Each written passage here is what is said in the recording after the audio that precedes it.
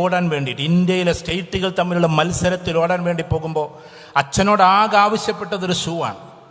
സാധാരണ ഷൂ അച്ഛൻ വാങ്ങിക്കൊടുക്കാറുണ്ട്, 50 രൂപയുടെ 100 രൂപയുടെ ഒക്കെ. പക്ഷേ ഈ 2000-3000 വാങ്ങിച്ചു കൊടുക്കാൻ അച്ഛൻ്റെ കയ്യില്ല. കാരണം കൃഷിപ്പണിക്ക് പോകുന്നൊരു പാവം ആളാണ്. ഉത്തരേന്ത്യക്കാരെ വെച്ച് നോക്കുമ്പോൾ 50-100 രൂപയൊക്കെയാണ് ഇപ്പോഴും അവിടെ കൂലിയൊക്കെ. ബംഗാളികൾ ഇവിടെ പണിക്ക് വരുന്നതേ അവിടെ ആകെ 300 കിട്ടുന്നതുകൊണ്ടാണ് അവർക്ക് ഇവിടുത്തെ 900 ഗൾഫ് പോലെ തോന്നുന്നത്. ഏതായിരുന്നാലും ഈ അച്ഛൻ ആകെ അന്ന് സങ്കടപ്പെട്ടു. അച്ഛൻ്റെ കരച്ചിൽ അവൾ കണ്ടു. ഒരു അഡിഡാസിൻ്റെ ഷൂ പോലും വാങ്ങിക്കാനില്ലാതെയാണ് ഓൾ ഇന്ത്യ മത്സരത്തിൽ അവൾ പങ്കെടുത്തത്. എന്നിട്ട് എന്താ ചെയ്തതെന്നറിയോ? അച്ഛൻ പാവം കഷ്ടപ്പെട്ട് പോയിട്ടൊരു വെള്ള ഷൂ വാങ്ങിക്കൊണ്ടുവന്നിട്ടു. കാണാൻ മനോഹരമായ, അധികം വിലയില്ലാത്ത, ഒരു പക്ഷേ ശക്തമായി ഓടുമ്പോൾ ആ ബൂട്ട് തെറിക്കുമായിരിക്കാം. അപ്പം നിങ്ങൾ വിചാരിക്കും വേറെ ആരും വാങ്ങിക്കൊടുത്തില്ലെന്ന്. കാരണം ഇവൾ ആരോടും ഒരു സങ്കടവും പറഞ്ഞിട്ടില്ല. അവളുടെ കഥകളൊന്ന് വായിച്ചു നോക്ക്. അവസാനം അച്ഛൻ വാങ്ങിക്കൊടുത്ത ആ ബൂട്ടിൻ്റെ ചെരുവിൽ അഡിഡാസ് എന്ന് സ്കെച്ച് പേന കൊണ്ട് എഴുതി വെച്ചു. പാവം പെൺകുട്ടിക്ക് ഒരു അഡിഡാസിൻ്റെ ഷൂ വാങ്ങിക്കാനില്ലാതെ ആ പാവം പെൺകുട്ടി ചെയ്തത് അഡിഡാസ് എന്ന് സ്കെച്ച് പേന കൊണ്ട് എഴുതി വെച്ചു. പിന്നീട് തൻ്റെ 17ാമത്തെ വയസ്സിൽ ഇന്തോനേഷ്യയിൽ വെച്ച് നടന്നിട്ടുള്ള മത്സരത്തിൽ അവൾ 1ാം റാങ്കുകാരിയായി. ഫിൻലാൻഡിൽ നടന്നിട്ടുള്ള 18ാമത്തെ വയസ്സിൽ 18 വയസ്സിൽ താഴെയുള്ളവരുടെ മത്സരത്തിൽ 400 മീറ്ററിൽ അവർ 1ാം റാങ്കുകാരിയായി, ഗോൾഡ് മെഡലിസ്റ്റായി. ഈ പെൺകുട്ടിയെ തേടി സാക്ഷാൽ ഈ പറയുന്ന അഡിഡാസിൻ്റെ കമ്പനി എത്തുകയാണ്. ആ രംഗൊന്ന് ആലോചിച്ച് നോക്കട്ടെ നിങ്ങൾ. വെറുതെ കഥ എഴുതല്ലല്ലോ, ഇത് ജീവിത കഥയാണ്. അഡിഡാസ് കമ്പനി വന്നിട്ട് അവളോട് ചോദിക്കുകയാണ്, ഞങ്ങളുടെ അംബാസഡറാകാൻ തയ്യാറുണ്ടോ എന്ന്, ഞങ്ങളുടെ ടോട്ടൽ ബൂട്ടിൻ്റെ അംബാസഡറാകാൻ തയ്യാറുണ്ടോ എന്ന്. ആ പെൺകുട്ടി അന്ന് ഒരുപാട് കരഞ്ഞു. കാരണം ഈ അഡിഡാസിൻ്റെ ഷൂ ഇല്ലാതെ ഓടി ഓടി നടന്നിട്ടുള്ള ഒരു കാലം അത് ഓർമ്മയിൽ വന്നു. അഡിഡാസ് കമ്പനി ചോദിച്ചു, എന്താ നീ കരയുന്നത് എന്ന്. അവൾ ഈ സ്റ്റോറി ജസ്റ്റ് ഒന്ന് പറഞ്ഞു. അന്ന് അഡിഡാസ് അത്ഭുതകരമായൊരു തീരുമാനമെടുത്തു. അഡിഡാസ് ലോകത്തിൽ മുഴുവനും സുന്ദരമായൊരു ഷൂ ഇറക്കി. ആ ഷൂവിൻ്റെ പേര് ഹിമാദാസ് എന്നായിരുന്നു. ഈ പെൺകുട്ടിയുടെ പേരാണ് ഹിമാദാസ്. ആ പേരിൽ ഈ പറയുന്ന കമ്പനി ഷൂ ഇറക്കി. ഏതൊരു കമ്പനിയുടെ ഷൂ ഇട്ട് ഓടാൻ കഴിയാത്ത പെൺകുട്ടി. Dreams are the most powerful energy. ഒരു മനുഷ്യന്റെ അതിശക്തമായ എനർജി കിനാവുകളാണ്. ഒന്നുമില്ലായ്മയിൽ നിന്ന് വളർന്നു വരലാണ്. ബിസിനസ്സുകാരെ ലോകം ആദരിക്കുന്നത് എങ്ങനെയാണെന്നറിയാം നിങ്ങൾക്ക്? ലോകത്തിൽ ഏറ്റവും വലിയ സമ്പന്നന്റെ മകനായി വലിയ സമ്പന്നനായ ബിസിനസ്സുകാരെ ലോകം ആദരിക്കാറില്ല. കാരണം അയാൾക്ക് ബാക്കപ്പ് ഉണ്ട്.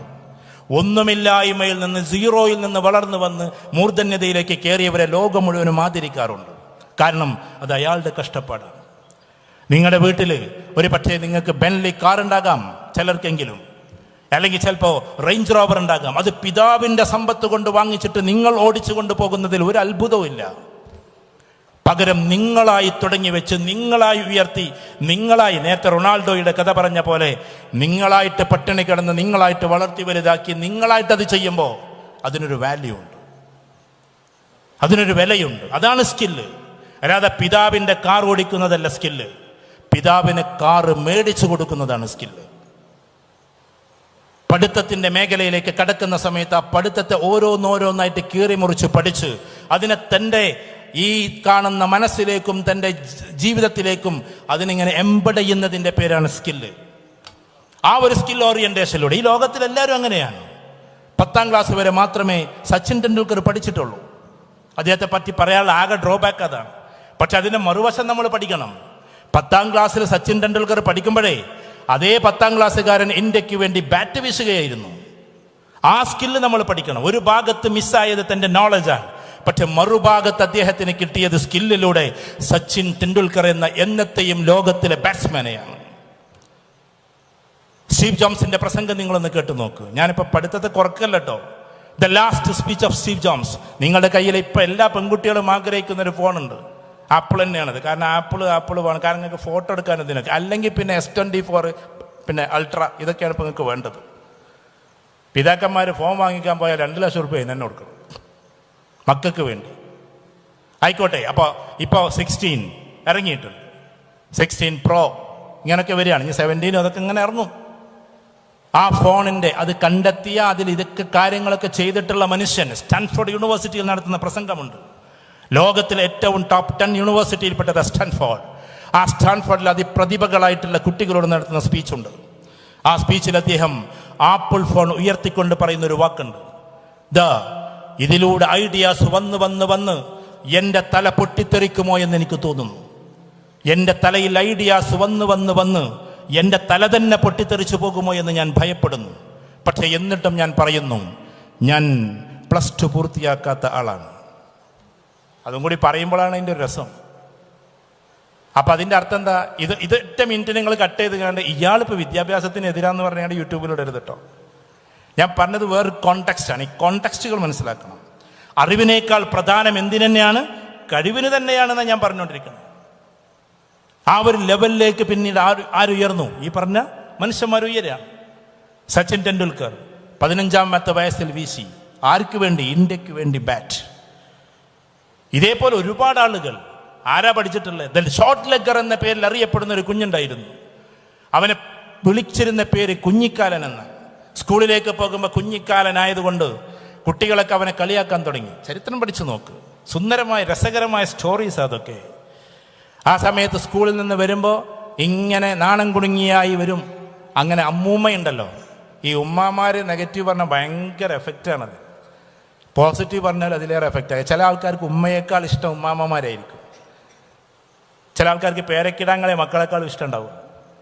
ആ അമ്മൂമ്മ അന്ന് തലയിൽ തലോടിക്കൊണ്ട് വെറുതെ ഒരു വാക്ക് പറഞ്ഞതാണ്. എന്താ പറഞ്ഞത്? മോനെ, ഈ കുഞ്ഞിക്കാല് കൊണ്ട് നീ ഇതിഹാസം സൃഷ്ടിക്കുന്ന ഒരു കാലം വരും. ആ കുഞ്ഞിക്കാലൻ്റെ പേരാണ് ദ ഗ്രേറ്റ് ലയണൽ മെസ്സി എന്ന് നമ്മൾ പഠിക്കേണ്ടതുണ്ട്. മോനെ, ഈ കുഞ്ഞിക്കാല് കൊണ്ട് നീ ഇതിഹാസം സൃഷ്ടിക്കുന്ന ഒരു കാലം വരും. വെറുതെ അമ്മൂമ്മ പറഞ്ഞൊരു വാക്കാണ്. സ്കിൽസ്. പഠിത്തത്തിൻ്റെ അപ്പുറത്തേക്ക് സ്കില്ലുകൾ കടന്നു പോകുന്നത് എവിടെയാണ്? സ്കൂളിലേക്ക് പോകുന്ന സമയത്ത് കൊട ഒന്ന് മഴ നനയാതിരിക്കാൻ ഒരു വെള്ളക്കാരൻ കുട്ടിയുടെ കൊടയിലേക്ക് കയറി നിന്നൊരു പാവം കുട്ടിയുണ്ട്. കറുത്ത കുട്ടി, കറുത്ത മനുഷ്യക്കുട്ടി. ആ കുട്ടി കയറി നിന്നപ്പോൾ ഈ വെള്ളക്കാരൻ കുട്ടി തള്ളിയിട്ട് ആ ചളിയിൽ കിടന്ന് അവിടുന്ന് ഭയങ്കര സങ്കടപ്പെട്ട് എഴുന്നേറ്റ് വന്ന് വെള്ളക്കാരൻ കുട്ടിയെ ഒന്ന് അടിച്ചു. അന്ന് ബ്ലാക്ക് ഇഷ്യൂ നടക്കുന്ന സമയമാണ്. ബ്ലാക്ക് ആൻഡ് വൈറ്റ് ഇഷ്യൂ നടക്കുന്ന സമയമാണ്. ചുരുക്കി പറഞ്ഞാൽ വെള്ളക്കാരൻ കുട്ടികളെല്ലാവരും കൂടി കറുത്ത കുട്ടിയെ ചളിയിലിട്ട് തല്ലി. അദ്ദേഹത്തിൻ്റെ ചരിത്രം വായിച്ചു നോക്ക്.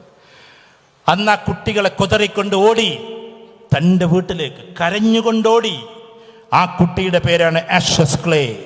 ആ ഓടുന്ന ഓട്ടത്തിൽ ആ കുട്ടി ചിന്തിച്ചിട്ടുണ്ട്, ലോകത്തിലെ ഇതിഹാസ വീരനായി എനിക്ക് മാറണം, ബോക്സിംഗ് താരമായി മാറണമെന്ന് ആ ഓട്ടത്തിൽ നിന്ന് ആ കുട്ടി ചിന്തിച്ചതാണ്.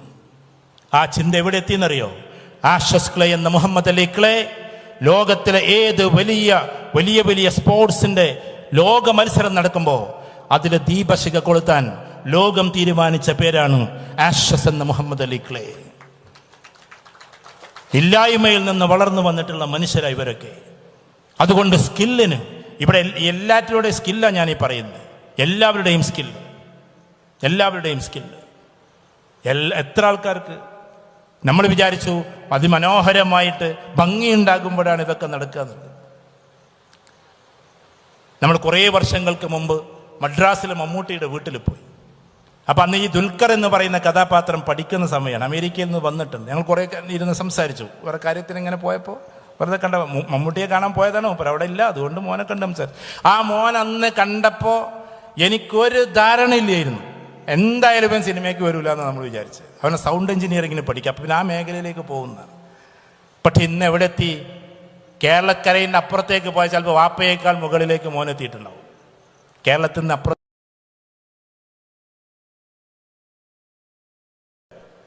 ഞാൻ സിനിമക്കാരെ കുറിച്ച് പറയല്ല.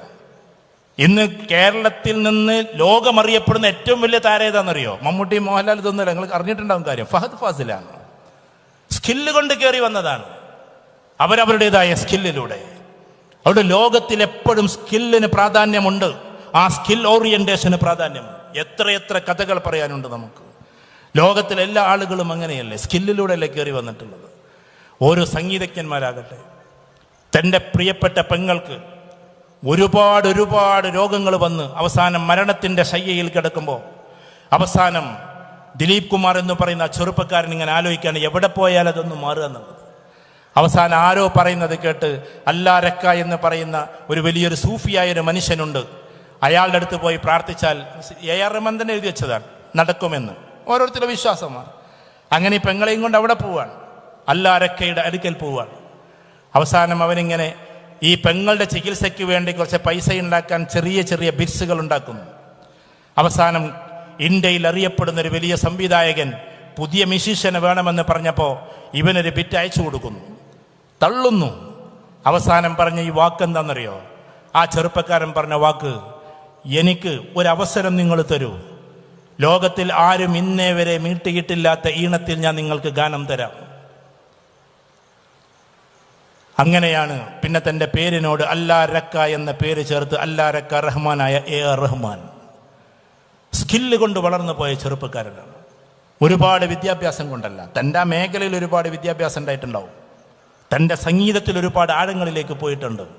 ഇന്ന് ലോകത്തിലെ ആദ്യത്തെ 5 മ്യൂസീഷ്യൻസിനെ എടുത്താൽ അതിൽ ഒന്ന് AR റഹ്മാൻ്റെ പേരാണ്. ലോകത്തിൽ ഇന്നുള്ള 5 പേരെ എടുത്താൽ അത്രമാത്രം ലോകത്തിൽ വളർന്നു പോയൊരു ചെറുപ്പക്കാരൻ. സ്കില്ലാണ്. അപ്പം ഞാൻ പറഞ്ഞു വരുന്നത്, ഇതും ഞങ്ങളും തമ്മിൽ എന്താ ബന്ധം നിങ്ങൾ ചോദിക്കും. നിങ്ങളുടെ കൂട്ടത്തിൽപ്പെട്ട ആളുകൾ സ്കില്ല് കൊണ്ട് പടിപടിയായി ഉയർന്നു പോകുമ്പോൾ വെറും നോളേജ് കൊണ്ട് മാത്രം നമ്മൾ ഇരിക്കേണ്ടി വരും. നോളേജ് കൊണ്ട് മാത്രം നമുക്ക് എവിടെയും പോകാൻ കഴിയില്ല. ഒന്നും കൂടി കയറി പറഞ്ഞാൽ നിങ്ങൾ പാഷനേറ്റായി മാറേണ്ടി വരും. ഫോർ എക്സാമ്പിൾ, നിങ്ങൾ യൂറോപ്പിലൊക്കെ പോകുമ്പോൾ ഒരു പാഷൻ തന്നെ നോക്കും. കാരണം അവിടെയുള്ള ആളുകളെ ചികിത്സിക്കുമ്പോൾ ആ ചികിത്സയും ഇമോഷനും തമ്മിൽ വലിയ ബന്ധമുണ്ട്. പാഷനേറ്റ് അല്ലാത്ത ഒരാൾ അവിടുന്ന് പെട്ടെന്ന് ഇറങ്ങിപ്പോരും. ഇപ്പോൾ ഒരു ടീച്ചറാണെന്ന് വിചാരിക്കും. ടീച്ചേഴ്സ്, നല്ല പാഷനായിട്ടുള്ള ടീച്ചേഴ്സ്, പാഷനേറ്റ് ആയിട്ടുള്ള ആളുകൾ സമയം നോക്കാറില്ല, തൻ്റെ കുട്ടികളെ അകറ്റി നോക്കാറില്ല, തൻ്റെ കുട്ടികളെ പുറത്താക്കാറില്ല. ഇവിടെ പുറത്താക്കുന്ന അധ്യാപകരുണ്ടെങ്കിൽ ക്ഷമിക്കണം കേട്ടോ.